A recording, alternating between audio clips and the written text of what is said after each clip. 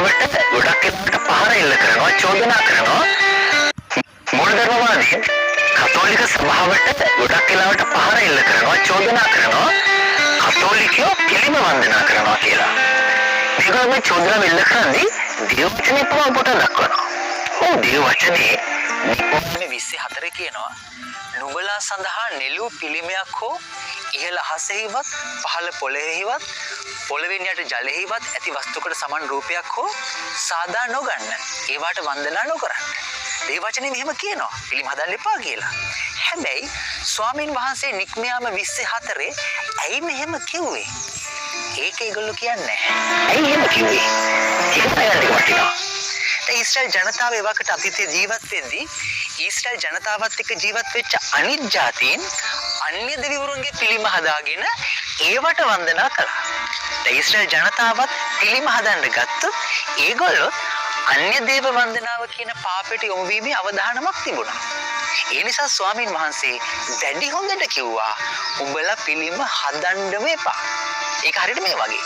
ඔයා නිකන් හිතන්න ගමක ළමයි කුඩු ගහනවා කියලා හිතන්න. ඒතකොට අම්මා පුතාට කියනවා ඔබ කුඩු ගහන්න එපා කියලා නෙමෙයි. ඔබ ගමේ කොල්ලන්ව ආශ්‍රය කරන්න එපා. දැන් ගමේ කොල්ලෝ ආශ්‍රය කරන එකේ ප්‍රශ්නයක් නැහැ. හැබැයි ගමේ කොල්ලෝ ආශ්‍රය කළොත් ගමේ කොල්ලෝ ගහන කුඩු පුතත් ගහන්න බැරි නෑ.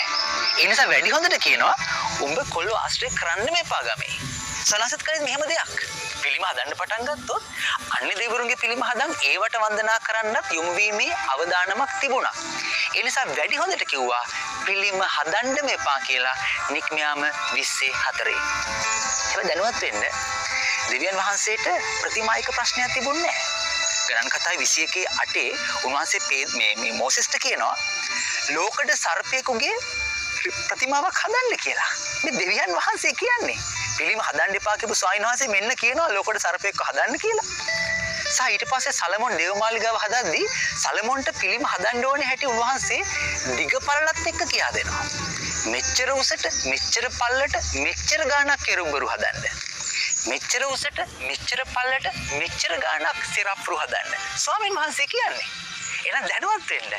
දෙනාසිට ප්‍රතිමායක ප්‍රශ්නයක් තිබුණේ නැහැ කවදාවත්. ප්‍රශ්නේ තිබුණේ ප්‍රතිමා හදාගෙන මිනිස්සු දෙවියන්ගෙන් ඈතට ගිහිල්ලා අන්‍ය දේව වන්දනාවට යොමු වීම පිළිබඳ ප්‍රශ්නයක්.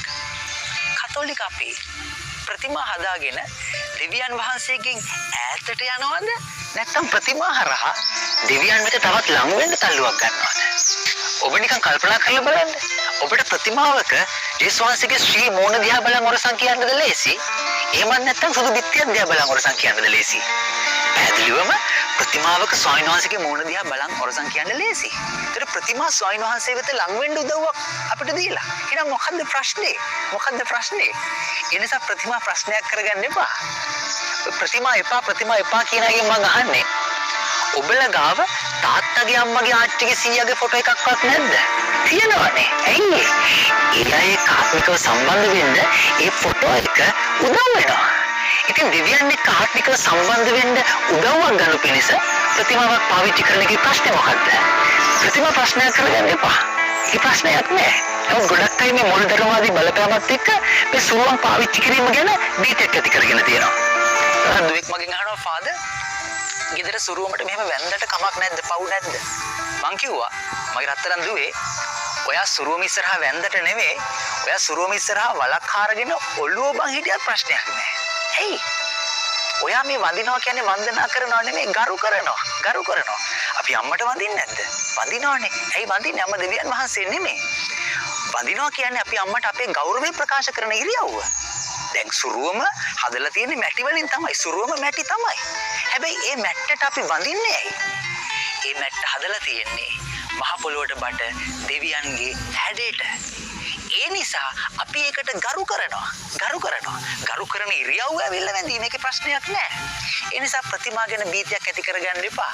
දැන් ප්‍රතිමා එපා කියලා මූලධර්මවාදීන් කියන්නේ කතෝලිකයන්ව ඒගොල්ලන්ගේ සභාවලට දැහැ ගැනීමේ අරමුණයි. දැන් කතෝලිකයෝ ගලවලා ඒගොල්ලන්ගේ සභාවට ගන්න පුළුවන්කම ලැබෙන්නේ කතෝලික සභාවේ ප්‍රශ්න පෙන්නුම් කරලා දුන්නොත් නේ. දැන් නික්මයන් 24 ප්‍රතිමා හදන්න එපා කියලා තියෙන නිසා ඒක උපුටලා දක්වලා බලන්න කතෝලිකයෝ පිළිය වන්දනා කරනවා මහා පාපයක් කරන්නේ ඒකින් එපා මේකට එන්න කියලා ඒගොල්ලෝ කියලා කතෝලිකයෝ ගලව ගන්න උත්සාහ කරනවා. දැනුවත් වෙන්න මේ පිළිම වන්දනාව කියන කතන්දරේ මූලධර්මවාදීන් කතෝලිකයන්ව කතෝලික සභාවෙන් ගලවලා ගැනීමේ අරමුණින් ගොතපු මිත්‍යා කතාවක්. පැහැදිලිද? මිත්‍යා කතාවක්. ඒ නිසා ගෙදර ලස්සන සුරුවන් කූඩුවක් තියාගන්න. හැබැයි දෙවියන් වහන්සේව සිහි ගන්නන සුරුවන් කූඩුවක්.